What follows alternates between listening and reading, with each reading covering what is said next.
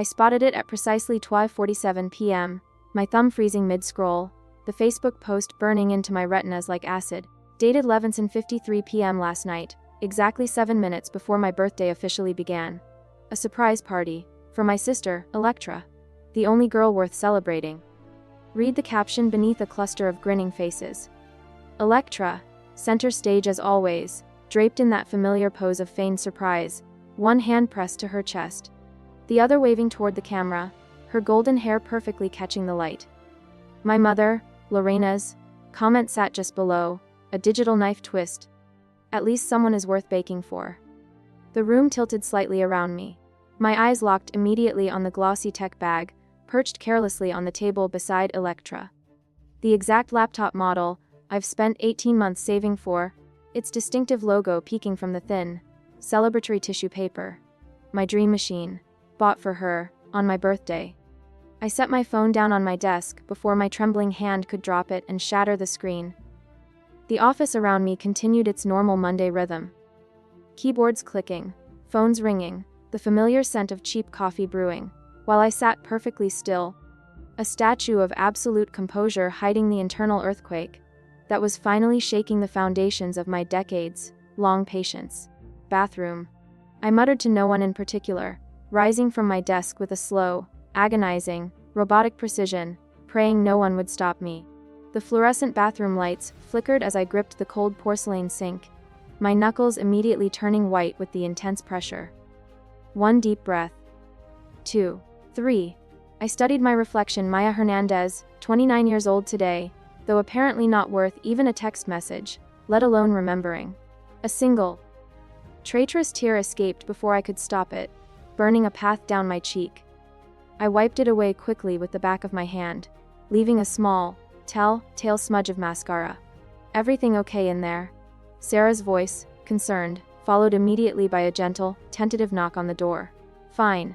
I called back, amazed my voice sounded steadier than I felt. Just a minute. I straightened my shoulders, watching determination, hard and cold, replace the initial hurt and shock in my reflection. This isn't new, I thought, the realization instantly sober and clear. This is just the final, irrefutable evidence I needed. The memory of past hurts immediately rose, unwanted and painful. 16-year-old me standing at the stove, stirring spaghetti sauce for hours, while desperately trying to solve complex algebra problems, my textbook propped precariously against the sugar canister. Dad Victor sprawled on the couch with 14-year-old Electra, both laughing hysterically at her video game antics, while Mom, Lorena, cheered her virtual victories with ear-splitting enthusiasm. Dinner's ready. I'd called out meekly. 5 more minutes. Dad had answered without looking up. Electra's about to beat her high score. Dinner grew stone cold. My homework remained half finished. Another flash of painful memory. The empty, echoing auditorium chairs at my high school senior speech awards ceremony. The polite, hollow applause from a cluster of complete strangers as I accepted the plaque for academic excellence. The short, dismissive text from Mom, sorry honey, Electra wasn't feeling well. We'll celebrate later. Then the crushing contrast. Electra's school play just 2 weeks later. My parents arrived an hour early with a massive bouquet of expensive flowers. The standing ovation they led, completely drowning out the applause of the rest of the audience. The loud dinner out afterward where Mom kept saying, over and over, our little star. I blinked away the burning memories, returning to my desk with slow, measured steps, my composure now fully locked into place. Sarah glanced up, concerned by my absence, but I waved her off with a perfectly practiced, neutral smile. My computer screen glowed as I opened my banking app, clicking directly through to the payments history section. The true source of all my quiet pain. There it was, in cold, undeniable black and white. Automatic transfers, month after month, year after year. When totaled, the staggering sum are 34,445 over 40 months. Nearly 35,000 reasons why I live in a tiny, depressing apartment with peeling paint, while Electra enjoys her spacious downtown loft, with stainless steel appliances. Why my retirement account holds pathetic pocket change, while she posts Instagram stories from luxurious weekend getaways. Why I've worn the same worn winter coat for 6 years, while she models a new designer one each season. My gaze landed on the small, faded orange bear keychain hanging from my monitor, the only gift Electra ever gave me, plucked dismissively from a carnival prize pile when we were children. The pink one's prettier, she had declared then, clutching the pink bear tightly to her chest. You can have the ugly orange one. Mom, tell her orange is ugly. And Mom had simply nodded in agreement, smoothing Electra's hair. I unhooked the keychain, its synthetic fur worn completely thin from years of nervous, absent-minded touching. All these years, I've kept it as a physical talisman. A pathetic symbol of the connection I desperately hoped would strengthen someday.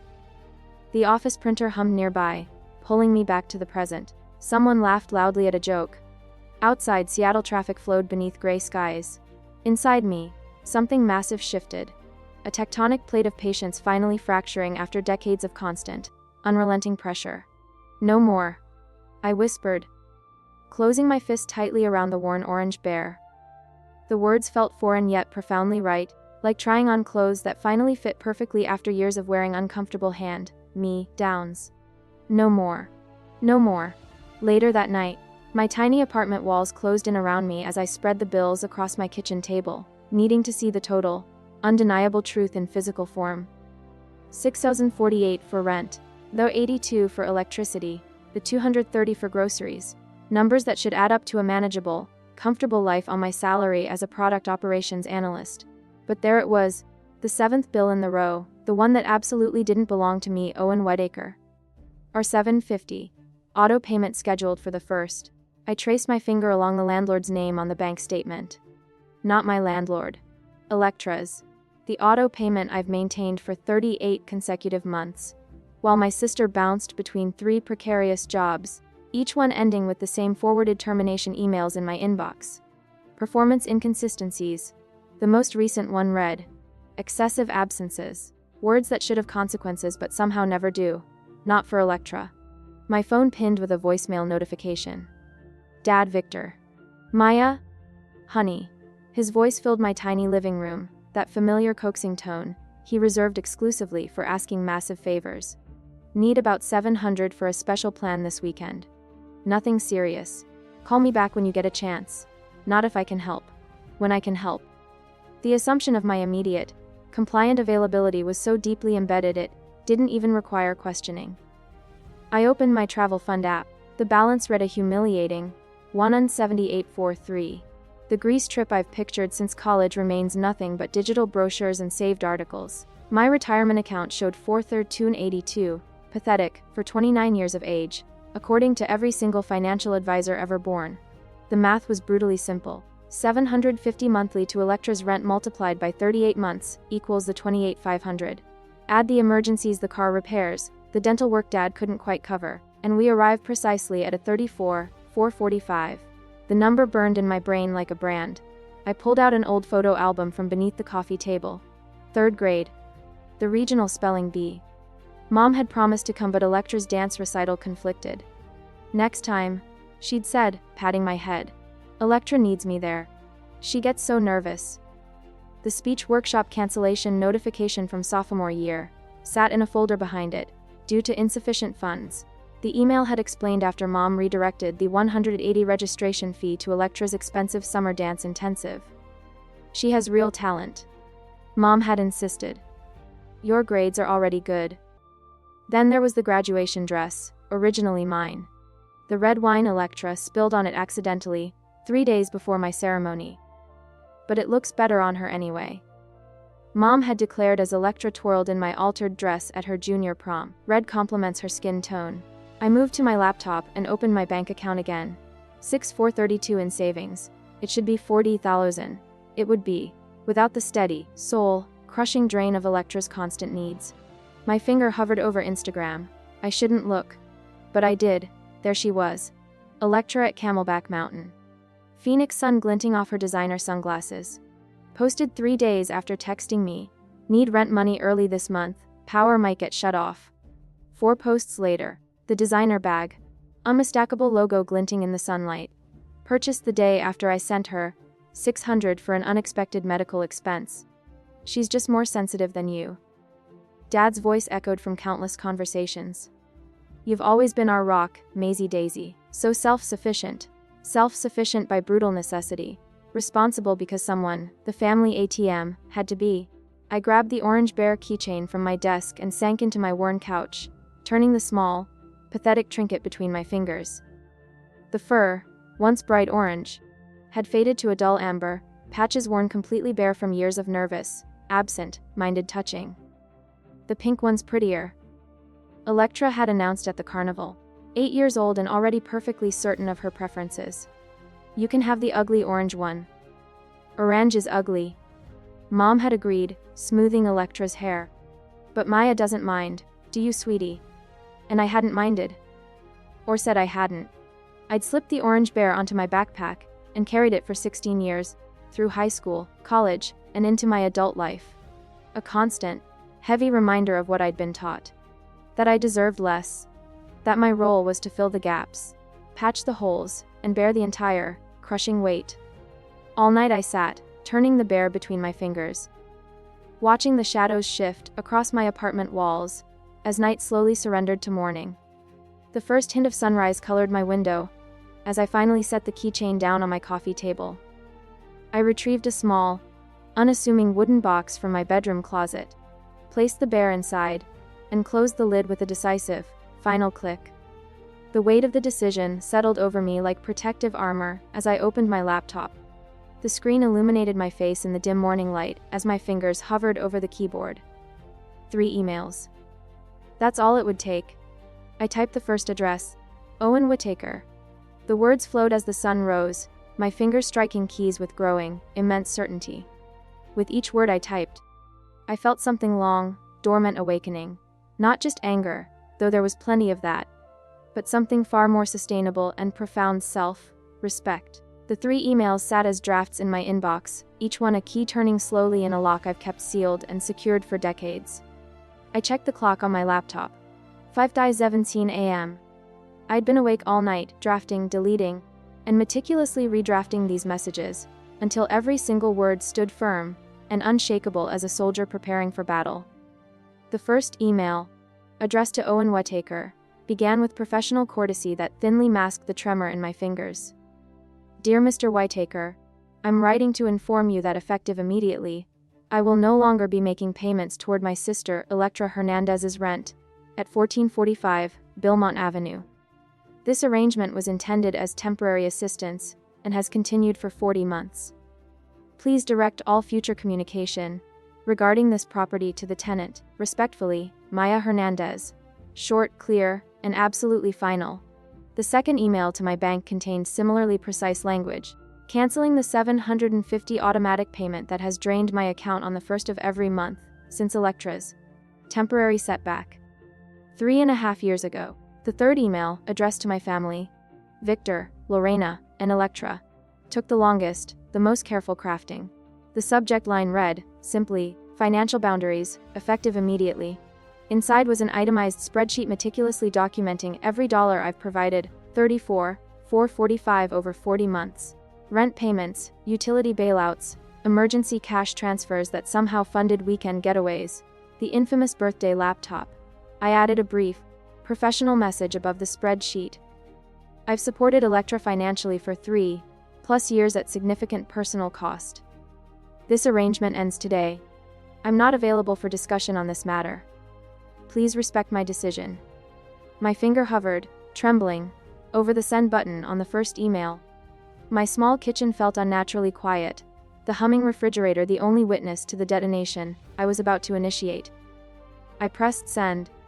A swoosh sound confirmed its immediate departure. The second email to the bank followed immediately after, equally decisive. When I reached the third email, the one addressed to my family, I paused, my heart hammering against my ribs, loud enough to wake the neighbors. This is the one that will completely shatter the peace. I closed my eyes, took one final, deep breath, and clicked send. The weight lifted so suddenly, and completely I felt dizzy with the sensation. I stood up from my small kitchen table, stretched my arms overhead in a gesture of absolute freedom, and laughed. A sound so foreign and unexpected in this apartment, that it actually startled me. Freedom tastes like coffee brewed at dawn after a sleepless night of reclaiming your life. My phone began ringing precisely at 7:23 a.m. Mom. Lorena. I silenced it without hesitation. It rang again, immediately. Mom again. I silenced it again. By 8:15 a.m., I'd calmly declined 12 relentless calls from her. At 8:32 a.m., a text from Dad Victor lit up my screen. Your sister is crying. Call us immediately. I didn't. The voicemail notification appeared at 9:47 a.m. while I was showering. Electra's message played as I dried my hair, the voice full of rage and disbelief. You've ruined everything. How am I supposed to pay rent? Where am I supposed to live? Mom and Dad are freaking out. You can't just. Her voice cracked with genuine, spoiled rage. You selfish bitch! After everything we've done for you. I deleted the message halfway through, a small, genuine smile playing on my lips. Everything they've done for me. The irony would have been funny if it weren't so painful. By noon, the family group chat exploded, notifications lighting up my phone screen like firecrackers.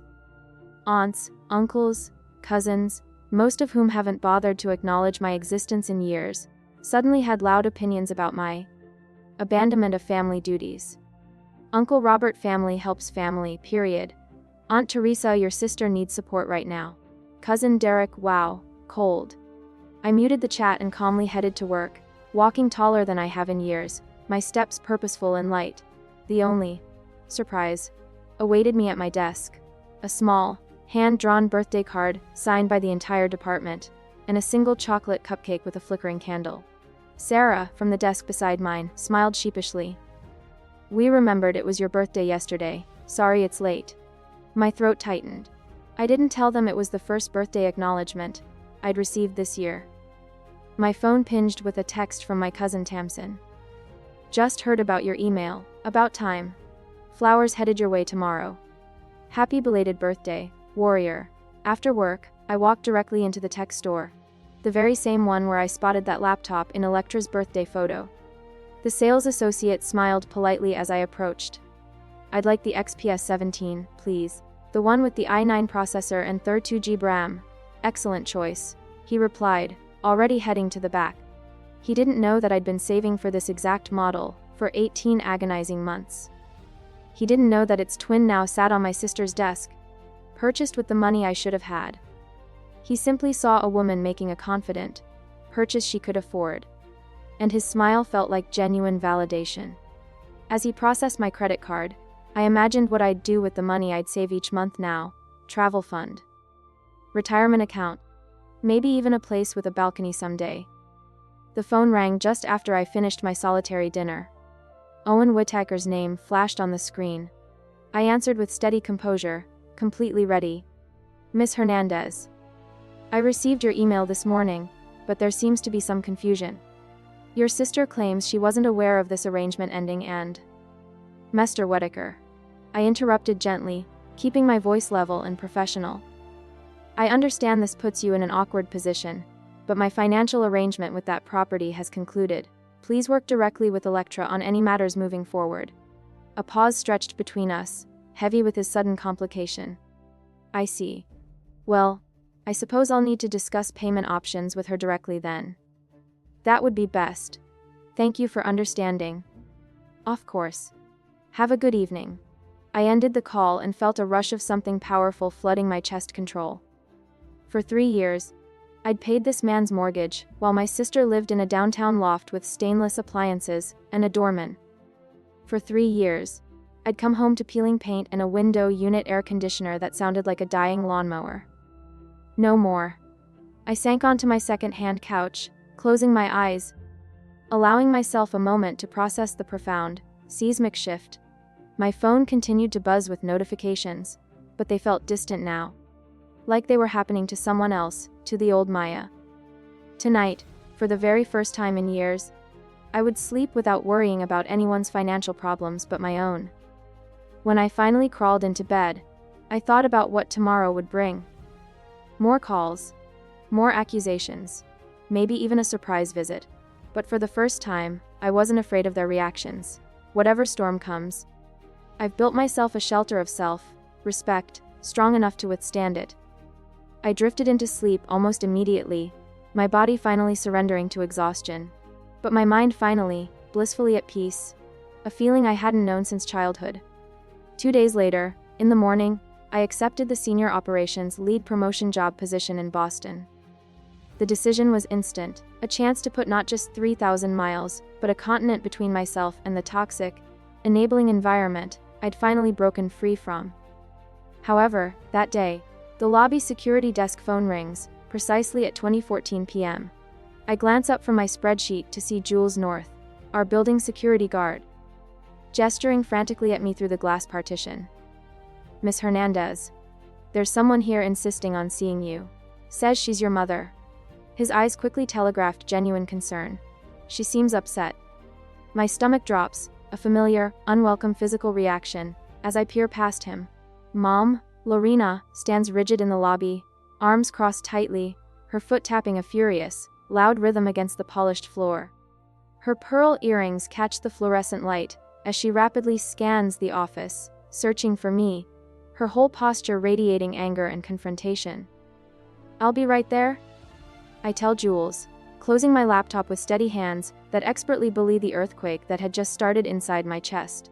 Sarah raises her eyebrows from the next desk, immediately sensing the high drama. "Everything okay? Family drama." The words taste bitter and true. "Cover for me. Take your time," she replies, instantly sliding her chair toward my desk protectively. "I'll tell Peterson you're on a client call."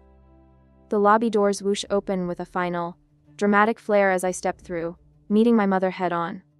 Mom's perfume, the same overpowering floral scent she's worn since I was 5, hits me seconds before her furious words do. "Finally, we need to talk about this ridiculous email." Her voice carries clearly across the lobby. 2 receptionists instantly pretend not to notice, typing faster. "I'm at work, Mom."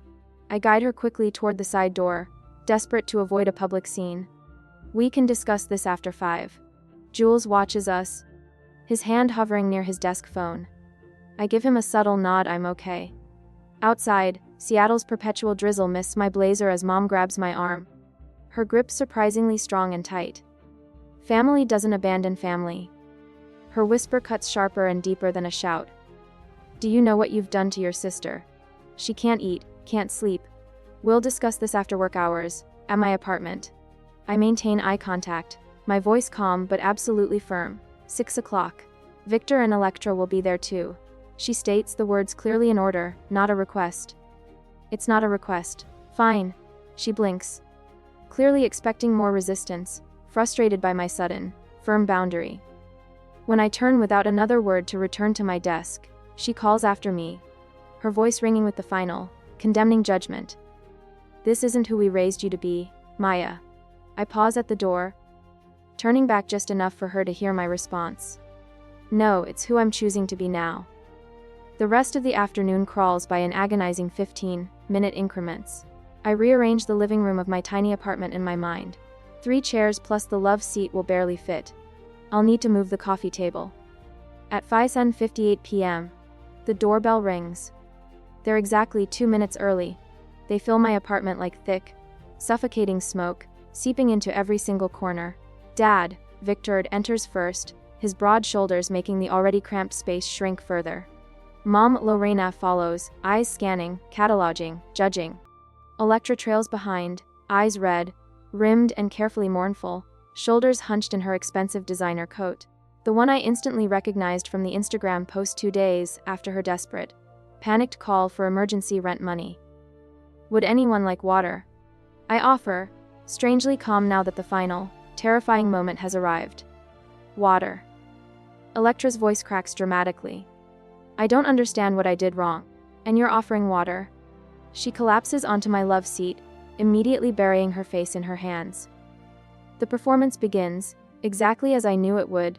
Dad sits heavily beside her, immediately draping his arm protectively around her shoulders. "Your sister is fragile right now, Maya." He uses the term he always uses, a shield against all accountability. "This situation with her job." "Which job?" I ask, genuinely curious, looking from Dad to Electra. "The marketing position she lost in January, or the graphic design job she was fired from in March?" Electra's manufactured sobbing pauses briefly, her eyes darting quickly to Dad, caught completely off guard. Mom steps forward, moving into the gap. That's exactly why she needs support right now, until she stabilizes. 4 jobs in 2 years isn't instability, Mom. I counter, my voice sharp and clear. It's a pattern. I move directly to my desk in the corner, opening my laptop.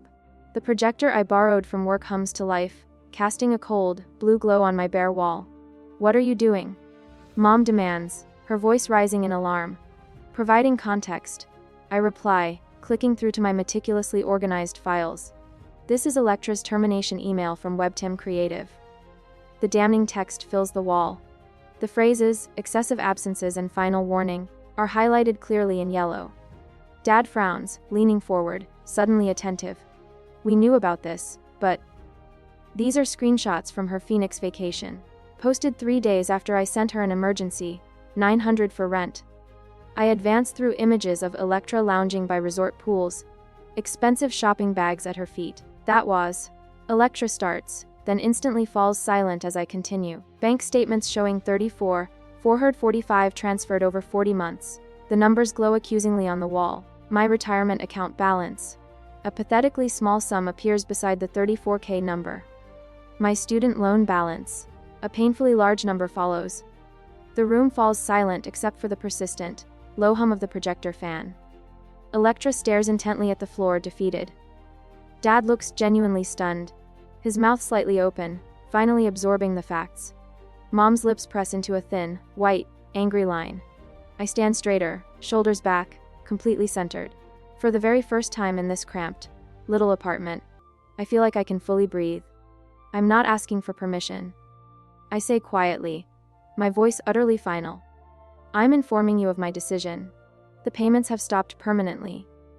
Electra's head snaps up, her mask of despair briefly replaced by pure desperation. But how am I supposed to? The same way other adults do. I reply, my voice unwavering. Work. Budget. Make choices. Dad clears his throat, a small, choked sound. Maya, I didn't realize the extent of... I've accepted a promotion. I continued, dropping the final, unexpected bomb. Senior operations lead. In Boston. Boston. Electra whispers, genuine shock breaking completely through her facade. For once, her surprise doesn't seem performed. I leave in 4 weeks. Mom steps forward, her face pale. You can't just... I can. I reply. 2 simple words, but they hang in the air with a newfound, immense weight. Dad's arm drops completely from Electra's shoulder. He studies the financial figures still projected on my wall, then looks at me, really looks at me. Perhaps for the first time in my 29 years. I didn't realize, he repeats, softer now. Something shifts visibly in his expression. The first crack in his solid enabling armor. The projector continues to hum, as the 4 of us sit suspended, in this critical moment of truth. Each contemplating the terrifying new reality taking shape in the confines of my small apartment. After years of crushing imbalance, the scales have finally, brutally tipped. She has always been more sensitive than you. Mom's, Lorena, paces frantically across my tiny living room floor. Her heels clicking against the hardwood like a ticking time bomb, counting down to implosion. From the day she was born, the doctor said she needed extra attention. I lean back against my kitchen counter, arms crossed loosely, watching this familiar, predictable performance. The script hasn't changed in 29 years, only now I can see it for exactly what it is, a tool of emotional leverage. Electra has special challenges. Mom continues, her voice rising to that practiced pitch of maternal martyrdom and righteous defense. You've always been so capable. She makes the word capable sound like a bitter accusation, a failure on my part to need her. Dad Victor shifts uncomfortably on my secondhand couch, glancing anxiously between us. Electra sits beside him, mascara strategically smeared for maximum effect. A clutch of used tissues held tightly in her white, knuckled fist.